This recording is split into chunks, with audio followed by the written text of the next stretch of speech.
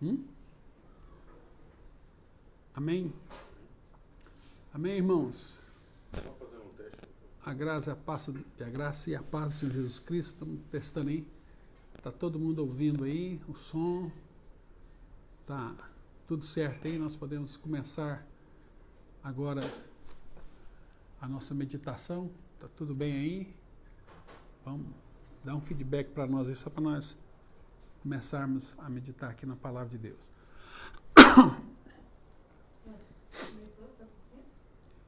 Amém. Glória a Deus. Irmãos, vamos orar então? Pai, em nome do Senhor Jesus, nós te louvamos, nós te adoramos, nós te glorificamos. Obrigado pelo teu Espírito, obrigado pela tua graça, obrigado pela tua unção, pelo teu poder. Fala conosco hoje, Deus. Fala conosco através da tua palavra, nos ensina, nos corrige, nos exorta, nos edifica com a tua palavra. Pai, nós queremos te louvar porque tu és o nosso Deus, o nosso Senhor, o nosso Salvador, o grande El Shaddai, o Deus Todo-Poderoso. Te damos a honra, o louvor e a glória. Queremos abençoar o nosso país. Deus, nós abençoamos o Brasil, nós abençoamos esta nação. Clamamos, Senhor, que o Senhor venha sarar esta nação. Sara esta nação, meu Pai. Em nome do Senhor Jesus. Sara, Senhor, completamente a nossa nação. Livra-nos de tudo aquilo que saqueia, que rouba a nossa nação. Essa corrupção que está muitas vezes intrínseca. Senhor, a imoralidade sexual. Senhor, tudo aquilo que tem roubado a nossa nação. Nesse momento de crise que estamos passando por essa pandemia do coronavírus, nós oramos pelo teu povo, abençoamos todo brasileiro.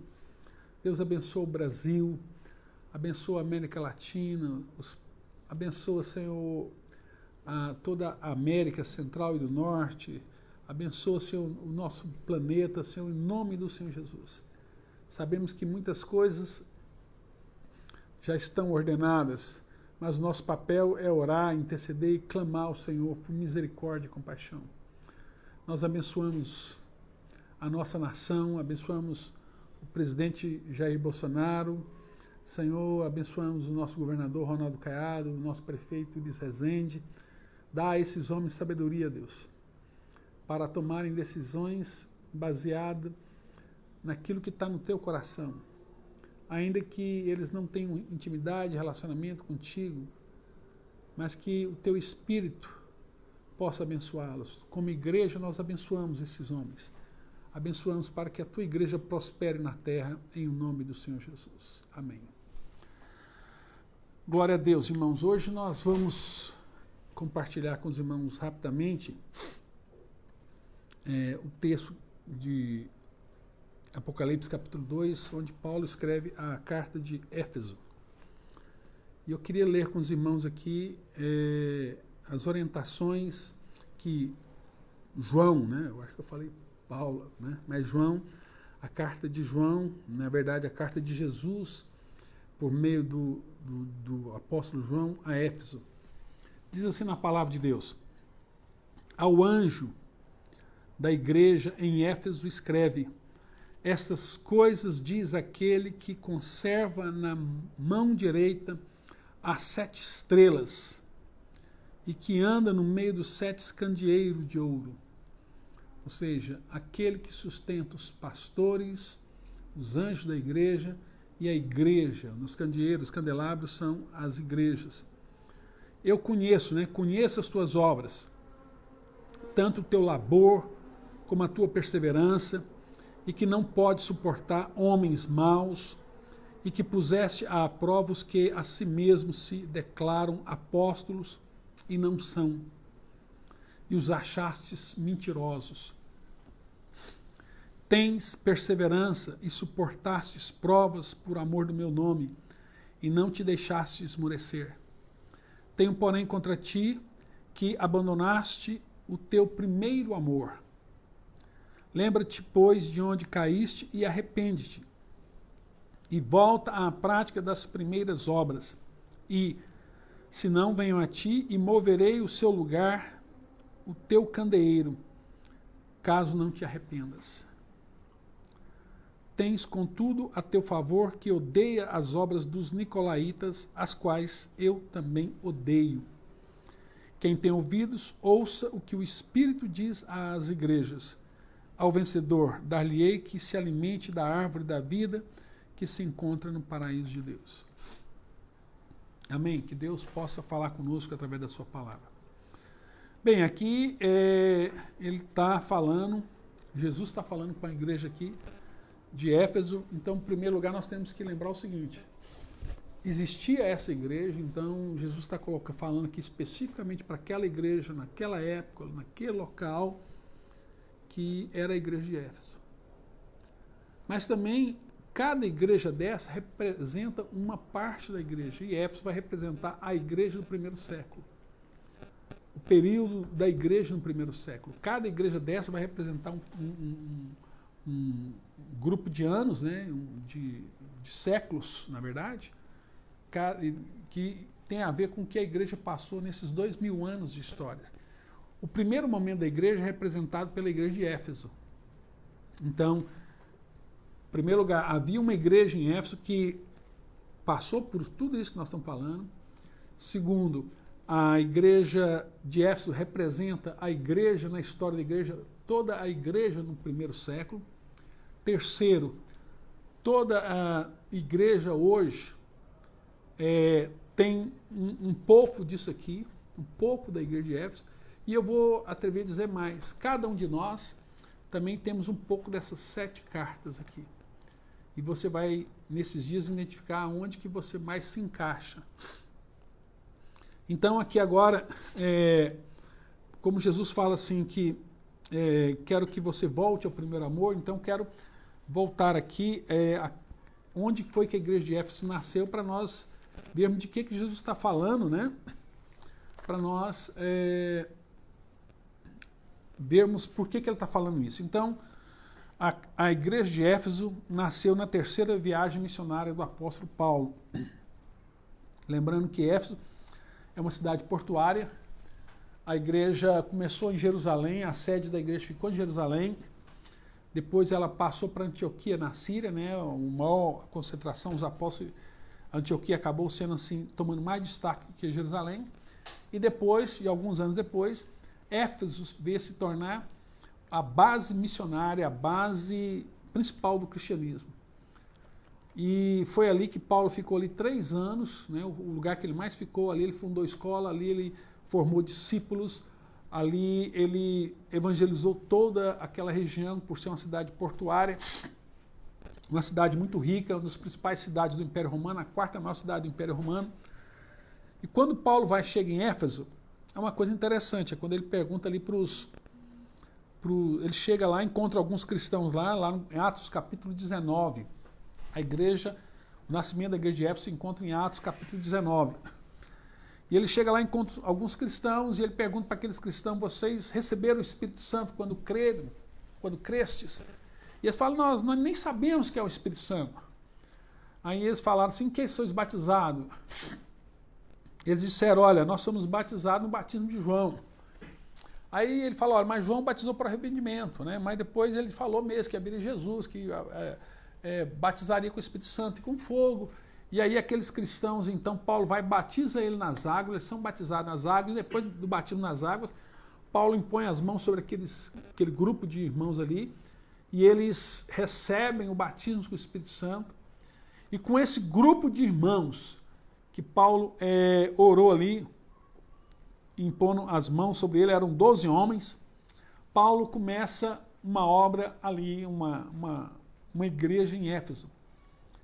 E aí, no capítulo 19, fala assim, versículo 8, né? Depois de tudo que eu narrei: durante 3 meses, Paulo frequentou a sinagoga, onde falava ousadamente, dissertando e persuadindo com respeito ao reino de Deus, visto que alguns deles mostravam empedernidos e descrentes, falando mal do caminho, ou seja, do caminho era o cristianismo, da igreja, né, de Jesus. Esse era o primeiro nome da igreja, a igreja do caminho, porque Jesus disse, eu sou o caminho. Então, o apelido da igreja, os ímpios chamava igual né, as pessoas diziam, lá vai o Bíblia, né, o crente e tal. Então, ele chamava caminho, né? Era como era chamada a igreja. Falando mal do caminho diante da multidão, Paulo, apartando-se dele, separou discípulos e passando a discorrer diariamente na escola de Tirano. O que Paulo fez? Ele focou na formação de novos líderes. Ele formou uma escola, ele alugou um espaço, e no contraturno ele montou uma escola ali para capacitar líderes. E diz o versículo 10 de Atos 19, durou isso por espaço de 2 anos, dando ensejo a que todos os habitantes da Ásia ouvissem a palavra de Deus, tanto judeus como gregos. E Deus, pelas mãos de Paulo, fazia milagres extraordinários. Então, o que a Bíblia está dizendo? Com aqueles líderes que Paulo formou lá em Éfeso, eles evangelizaram toda a Ásia Menor. Toda a Ásia. Todo mundo ouviu o evangelho. Toda a Ásia Menor foi proclamada, tanto a judeus como a gregos, né? A todos foram proclamados o reino de Deus. Foram plantadas várias igrejas ali. E Paulo, a igreja se prospera, rompe grandemente, e diz o versículo 11, e Deus pela mão de Paulo fazia milagres extraordinários. Nós estamos falando de Éfeso. A ponto de levar aos enfermos lenços e aventais do seu uso pessoal, diante dos quais as enfermidades fugiam das suas vítimas e os espíritos malignos se retiravam. Então eles tiravam um pedaço, lençóis, peças de uso da roupa de Paulo e colocavam sobre os enfermos eram curados, colocavam sobre endemoniados, eles ficavam libertos, né? Milagres, muitos milagres acontecendo através da vida de Paulo e a igreja prosperando grandemente, né? Versículo 17 diz assim, chegou este fato ao conhecimento de todos, assim judeus como gregos, habitantes de Éfeso, veio temor sobre todos eles e o nome do Senhor era engrandecido. Então a cidade inteira praticamente se converte, uma grande, né? Não todos, mas uma multidão de gente se converte, não somente em Éfeso, mas em todas as regiões, atingindo todas essas cidades que nós vamos estudar para frente. Então, em Éfeso começa um grande avivamento, uma igreja que nasce já começa no primeiro dia com 12 discípulos, esses 12 discípulos sendo batizados com o Espírito Santo, formando outros discípulos, enviando missionários em toda a região, fazendo com que toda a região da Ásia Menor, que faz parte da Turquia hoje, toda aquela parte da Turquia ali na divisa com a Europa, né, toda aquela região ouvisse o evangelho, todos foram evangelizados. Diz o versículo 18, olha que fantástico, Atos 19, 18. Muitos dos que creram vieram confessando e denunciando publicamente as suas próprias obras. Também muitos dos que haviam praticado artes mágicas, reunindo seus livros, os queimavam diante de todos. Calculado os seus preços, achou que montava 50.000 denários. Assim a palavra do Senhor crescia e prevalecia poderosamente. Éfeso era um centro de feitiçaria, de bruxaria, de magia, né? Os maiores bruxos estavam naquela cidade, os grandes magos, e quando Paulo chegou ali, a Bíblia diz que o avivamento veio sobre Éfeso e essas pessoas se converteram aos milhares, pessoas se convertendo, e eles pegaram os seus livros de magia, de encantamentos, de feitiçaria, de bruxaria, todo mundo se reuniu, jogou nas praças e tacaram, né, enciclopédias inteiras foram queimadas. Né? Diz que calculou o preço aqui em 50.000 denários. O denário era o salário de um trabalhador. Então aqui 50.000 denários, um preço muito grande, né? Muito grande. As pessoas se converteram genuinamente. Então você vê que há uma conversão genuína, largando a feitiçaria, a bruxaria, a palavra de Deus rompendo, crescendo, as pessoas sendo libertas. Quando nós vemos aí no capítulo 23, começou um problema lá, a conversão de cristãos gerou problemas econômicos, né? E geralmente quando há um avivamento numa cidade, é isso que acontece mesmo. Às vezes a conversão de cristão, ela gera muitos problemas, né? Quando teve o avivamento no país de Gales, no início do século passado, no Reino Unido,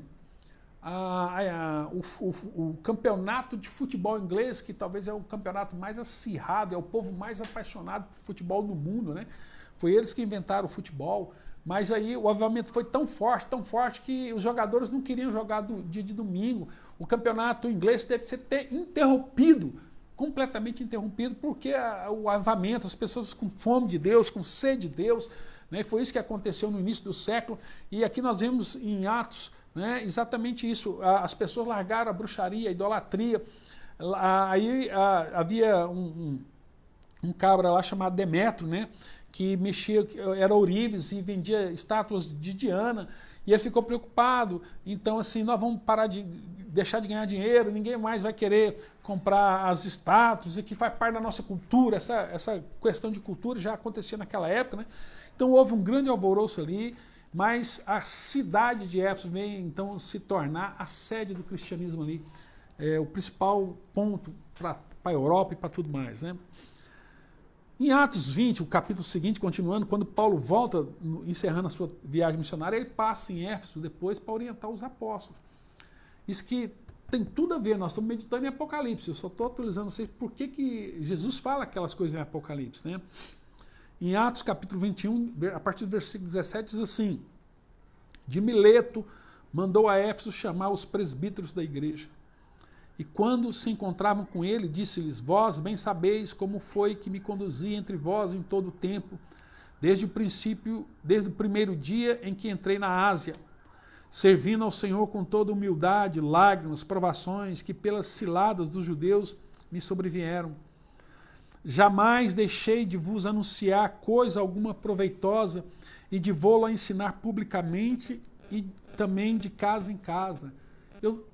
Todo tempo eu tive com vocês falando no templos, falando de casa em casa, em reuniões, nas ruas, em todo lugar. Eu gastei minha vida falando para vocês, testemunhando. Ele diz aqui, ó, versículo 21.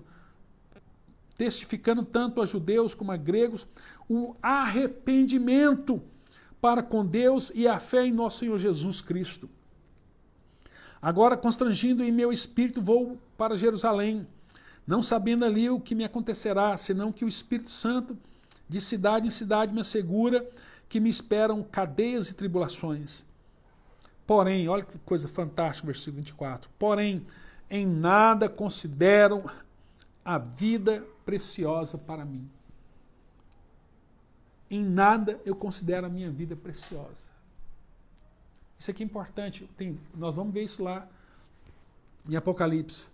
Para mim mesmo, contanto que complete a minha carreira e um ministério que recebi do Senhor Jesus para testemunhar o evangelho da graça de Deus. Porque a palavra testemunhar, que ele está aqui, ó, recebi do Senhor Jesus para, né, testemunhar o evangelho de Deus. Testemunhar, a palavra testemunhar é martíria. Da onde vem a palavra martírio. Dar testemunho de Jesus a ponto necessário for, eu dar a minha vida. E é isso que ele está dizendo aqui, ó. Porém, em nada considero a preciosa para mim mesmo. Né? Em nada considero a vida preciosa para mim mesmo. Porque a coisa mais importante do que a vida, existem coisas, né, para um cristão genuíno, existem coisas mais importantes do que a própria vida. Que é exatamente o testemunho do Evangelho. Paulo está dizendo assim, olha, a minha vida não é a coisa mais importante, a coisa mais importante é eu cumprir a minha vocação, o meu chamado e dar testemunho, né, se for necessário, eu morrer pelo Evangelho da graça de Deus. Versículo 25 ele diz: agora eu sei que todos vós, em cujo meio passei pregando o reino, não vereis mais meu rosto. Portanto, eu protesto no dia de hoje que estou limpo do sangue de todos, porque jamais deixei de vos anunciar o desígnio de Deus. Atendei por vós e por todo o rebanho sobre o qual o Espírito Santo vos constituiu bispo. Então ele está falando com os pastores de Éfeso. Eu estou indo para Jerusalém, eu creio que, eu não sei o que vai acontecer lá, eu só sei aquilo que Deus sempre fala para mim, que pode acontecer ciladas, tribulações, prisões, cadeias. Provavelmente é a última vez que vocês veem a minha face. Então eu quero falar uma palavra para os pastores da igreja de Éfeso. Paulo reuniu os pastores aqui e dá uma mensagem. Olha o que diz o versículo 28. atendei por vós e por todo o rebanho sobre o qual o Espírito Santo vos constituiu bispo, para pastoreardes a igreja de Deus, a qual ele comprou com seu próprio sangue. Ele falou para os pastores de Éfeso, e essa palavra é para todos nós, para todos os pastores, para todos aqueles que realmente entendem o chamado na sua casa. Na sua casa, você é o pastor da sua casa. Não sou eu que sou o pastor da sua casa.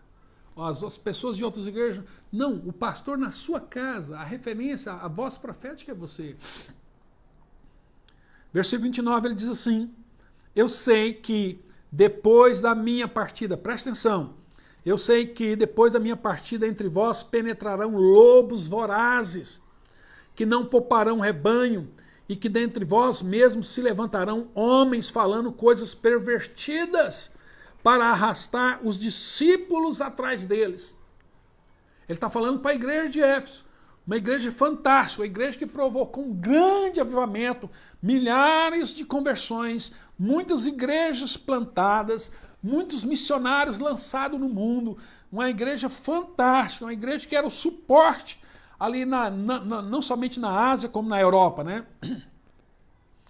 Versículo 31, portanto vigiai, lembrando-vos de que por 3 anos, noite e dia, não cessei de admoestar com lágrimas a cada um. Eu morei com vocês, eu fiquei 3 anos com vocês, ensinando e falando para vocês terem cuidado com as falsas doutrinas, com as heresias, os falsos apóstolos. Agora, pois, encomendo-vos ao Senhor e à palavra da sua graça, que tem poder para vos edificar e dar herança entre todos que são santificados. Ok? Agora vamos voltar lá para a carta de Apocalipse, já que o que nós vemos aqui? Éfeso é uma igreja que nasceu no primeiro, assim, num avivamento, salvação de almas, cura, libertação, evangelismo, formação de líderes, plantação de igreja, oração, jejum, batalha espiritual contra todos os principados, potestades, né? Colocou em risco ali. Eu vi um documentário essa semana falando assim sobre a história de Zeus, que era o grande deus da Grécia, né? Que ele venceu todas as batalhas. Zeus venceu todas as batalhas. E ele só vai perder uma. É quando ele encontra com Jesus Cristo. Jesus Cristo baniu Zeus, que mandava em toda aquela região. Zeus é um deus da mitologia grega, né? E o que fez isso? Principalmente a partir da igreja de Éfeso. A igreja que evangeliza, que envia missionários e que está ali, uma igreja fantástica, uma igreja apaixonada. Se você pode definir a igreja de Éfeso com a palavra apaixonada pelo Senhor. Uma igreja apaixonada por Deus, uma igreja que amava Deus com toda a sua força, com toda a sua alma. Literalmente, é uma igreja que amava Deus sobre todas as coisas. Todas as coisas. Agora que nós temos essa informação, vamos reler aqui rapidamente, então, o que Jesus falou para essa igreja. Ao anjo da igreja em Éfeso escreve, essas coisas diz aquele que conserva na mão direita as 7 estrelas, que anda no meio dos 7 candeeiros de ouro. Ou seja, eu estou no meio da minha igreja e eu sustento os pastores. Conheço as tuas obras. Olha o que ele vai falar dessa igreja. Tanto o teu labor, o teu trabalho, a forma como vocês se dedicaram intensamente, vocês eram intensos na pregação do evangelho. O seu labor, como a sua perseverança. Então, a igreja que trabalhava arduamente era uma igreja perseverante, não era uma igreja volátil, não era uma igreja que estava sujeita a todos os ventos de doutrina, não. Uma igreja perseverante, ele diz, eu conheço o teu labor, como a tua perseverança, e que não pode suportar homens maus, provavelmente ele está falando dos nicolaítas, que nós vamos falar agora. Puseste à prova os que a si mesmos se declaram apóstolos e não são. Lembra a palavra de Paulo? Vai vir muita gente querendo, no meio de vocês, enganar vocês. E aquelas palavras permaneceram no coração deles. Então, veio muitas pessoas, muitos heréticos se levantando ali para se dizendo apóstolo, e ela provou, e as pessoas que pregavam naquela igreja, as pessoas que testemunhavam naquela igreja, as pessoas que faziam parte do conselho da igreja, os anciões da igreja, eram de pessoas de caráter ilibado, pessoas íntegras, pessoas que tinham testemunho de cristianismo, né? E ele diz aqui, olha, puseste às provas os que a si mesmos se declaram apóstolos e não são, e os achastes mentirosos, pessoas mentirosas, e tens perseverança, e suportastes prova. Olha que igreja fantástica. Por causa do meu nome, e não te deixaste esmorecer. Uma igreja que não se abateu, passou por tribulação, passou por todo tipo de provação, uma igreja que trabalhava arduamente, que permanecia, perseverava na doutrina, que cuidava do corpo de obreiros, de ancião da igreja. Qualquer pessoa fazer parte da liderança eram provados. Uma igreja tinha todo cuidado. Olha, essa igreja aqui é o sonho de todo pastor, todo homem de Deus. Uma igreja fantástica, não tem erro aqui. Não há erro. Que igreja maravilhosa, uma igreja que todos os membros pegam realmente no trabalho, lutam e se esforçam, vão além das suas forças, pessoas perseverantes, né? Pessoas que não se deixam enganar por qualquer heresia, por qualquer vento de doutrina, pessoas que provam o coração, pessoas que são fiéis ao Senhor, que amam o Senhor, pessoas que perseveram na luta, que suportam a prova, por causa do nome de Jesus, que dão testemunho. Que igreja maravilhosa! Mas aí Jesus fala assim no versículo 4, tem problema teu, dessa igreja. Isso aqui provavelmente foi escrito no ano 91, depois do nascimento do nosso Senhor Jesus Cristo. Uma igreja que passou tantas lutas, tanta tribulação, e agora tem um imperador, Domiciano, que mandou colocar um culto, que todo mundo tinha que adorar ele. Então, algumas pessoas tentavam, assim, encaixar as duas doutrinas, mas não tinha jeito. As pessoas esfriaram no seu relacionamento com Deus, esfriaram no seu relacionamento com o Espírito Santo, esfriaram no seu devocional. Deus já não era a razão do seu viver. Eles continuavam fazendo as coisas, mas o coração não era mais o mesmo. A motivação no coração não era mais o mesmo. Então aqui, aparentemente, está tudo certo. Aqueles crentes lá eram crentes maravilhosos. Qual pastor que não quer ter uma equipe dessa? Uma equipe fantástica. Mas Jesus, ele não olha só para a aparência, ele olha o coração. Ele está falando que essas pessoas já não têm mais a motivação, já não têm mais o ânimo. Deus já não é a essência da sua vida.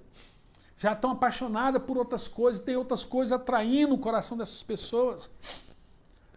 Aí Jesus fala no versículo 5, lembra-te, pois, onde caíste. Lembra quando foi que esse sentimento entrou no teu coração. Quando você se corrompeu, quando você abandonou a meditação na palavra, quando você acabou com o culto doméstico, quando você não parou de orar. O que foi que aconteceu? Você lembra quando isso aconteceu? Então não é só aquilo que você faz para Deus, mas acima de tudo é o seu relacionamento com Deus, é o seu amor por Deus.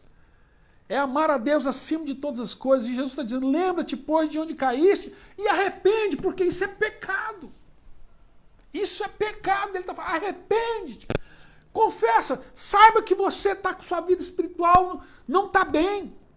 Que a sua relação com Deus não está bem. Que a sua relação com o Espírito Santo não está bem. Você não está orando, você não está jejuando, você não está buscando. Você não está testemunhando. E aí é o que ele fala ali, né? Qual é o problema? Por causa disso não há mais testemunho. E por que a igreja ali ela é o candeeiro, né? Ela é a luz, é que ilumina, é que é o farol, é a referência. A igreja Está ali como farol. Jesus falou, vós sois a luz do mundo, Mateus 5,14. Né? O nosso papel é iluminar, é trazer revelação. E isso fala do testemunho, e vocês perderam esse testemunho. A lâmpada está se apagando. Vocês precisam se arrepender e voltar. Porque senão, eu vou remover você. O que adianta? É o que Jesus fala. O que adianta você colocar uma lâmpada debaixo da cama? Não tem sentido. A lâmpada tem que brilhar, o seu testemunho tem que falar. Você já deu muito testemunho, mas agora as pessoas que estão à sua volta não ouvem nada. Você não é luz, você não é testemunho. Você não é um farol para essas pessoas. E aí Jesus fala, olha, eu não posso mais confiar essa obra a você. Você achou outras coisas que você julga mais importante. Ele diz, lembra-te, pois, de onde caíste, arrepende-te e volta à prática das primeiras obras. E, se não, venho a ti e moverei o seu lugar, o teu candeeiro, caso não te arrependa. Então se arrependa, meu irmão. Se isso for para você hoje, arrependa. Cai de joelho perante o Senhor e confesse seu pecado e se arrependa. Se arrependa. Talvez o que te derrubou foi a pornografia. Talvez o que te derrubou foi o pecado, foi o adultério, foi um engano, foi uma mentira, um negócio mal feito, uma trapaça. Né? Foi abandonar a vida, o devocional, eu não sei. O que foi que te esfriou? O que foi que te afastou? Jesus está falando, arrependa-te, lembra-te e arrependa. Versículo 6. Tens contudo a teu favor que odeia as obras dos nicolaítas. Quem são os nicolaítas? Aqui Jesus vai falar dos nicolaítas, dos que são adeptos da doutrina de Balaão e dos seguidores de Jezabel. Basicamente o mesmo grupo. Basicamente são o mesmo grupo. É um grupo dentro da igreja que não vê problema nenhum com as coisas do mundo e também se envolve em imoralidades sexuais. Está na igreja, mas está envolvido com pornografia. Está na igreja, mas tem uma lascívia forte no seu coração. E o problema dessas pessoas foi que essas pessoas disseram assim, não tem problema. Não tem problema os casais solteiros se relacionarem. Isso não tem problema. Não tem problema esse tipo de coisa. Né? E nós vamos... Tantos pecados que nós não vamos discriminar aqui e cada um sabe do seu. E aí, alguns dizem que, mas não há prova disso, que um dos 7 diáconos que foram consagrados em Atos 6, tinha um que era Nicolau. Alguns falam que a Bíblia fala que Nicolau era um prosélito, que talvez fosse algum seguidor de Nicolau, mas isso não é definitivo, é apenas uma teoria. Mas esse povo aqui, o que nós sabemos deles, era um grupo dentro da igreja, que vivia dentro da igreja, como se fosse num contexto atual hoje nosso, né? Mantendo relações sexuais, bebendo, sem limite, envolvidos com pornografia, imoralidade sexual. E está tudo certo. Está tudo certo. Está tocando a igreja, está pregando, está tomando a ceia. E aí Jesus falou assim, vocês são a igreja que não tolera esse tipo de gente. Glória a Deus por isso. Glória a Deus que vocês não toleram esse tipo de gente. E ele diz mais, né, quem tem contudo a teu favor que odeias as obras nicolaítas, as quais eu também odeio. Eu odeio, Jesus está falando, eu odeio esse tipo de coisa dentro da igreja. Eu odeio essa doutrina. Olha o que Jesus está dizendo. Eu odeio nicolaítas, seguidores de Balaão, discípulos de Jezabel, pessoas que se envolvem em imoralidade e idolatria, que na essência é a mesma coisa. Né? Eu odeio. Encerrando o último versículo, quem tem ouvidos ouça o que o Espírito diz à igreja. Ao vencedor, agora aqui, ele vai fazer uma promessa. Ao vencedor, dar-lhe-ei que se alimente da árvore da vida que se encontra no paraíso de Deus. Quem vencer vai passar a eternidade comigo.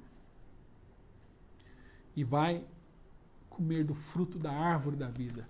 Aquela árvore que estava lá no jardim, que Deus proibiu Adão de comer, depois do pecado. Ele está dizendo, aquele fruto daquela árvore, ao que vencer, dar-lhe-ei que se alimente da árvore da vida, que se encontra no paraíso de Deus. Amém? Lá em Apocalipse 22 ele vai dar mais detalhes dessa árvore, nós não vamos falar aqui agora, até porque o tempo já esgotou. Amém? Que Deus abençoe a sua vida, queridos. Que Deus possa ter falado com você, que você possa ser edificado por essa palavra, que de alguma forma o Espírito Santo possa ter falado no seu coração. Eu quero orar por você agora. Amém? Pai, em nome do Senhor Jesus, eu quero abençoar a vida de todos os irmãos que estão aqui online, os que estão assistindo essa palavra gravada. Senhor, visita a vida deles, visita a casa, a família. Lembra-nos, Senhor, onde caímos. Senhor, nós nos arrependemos dos nossos pecados. Nós arrependemos, Senhor, de tudo aquilo que nos afasta de Ti. Senhor, em nome de Jesus, que haja um espírito de arrependimento, de quebrantamento, de humilhação, de confissão de pecado, para que sejam libertos. Aquele que confessa, diz Tiago, né, a epístola de Tiago, para confessar, para ser curado. Ó Deus, em nome de Jesus, nós abençoamos cada família. Abençoamos a sua casa, onde essa palavra está entrando agora. Quer que você esteja na sua sala, no seu quarto, no celular, na área, onde você estiver, no seu trabalho. Em nome de Jesus, que a bênção do Senhor seja sobre sua vida. Que o Senhor Jesus prospere sua vida. E que nesses tempos difíceis que nós estamos passando, devido à pandemia do coronavírus, Deus possa guardar sua casa, sua família, em nome do Senhor Jesus.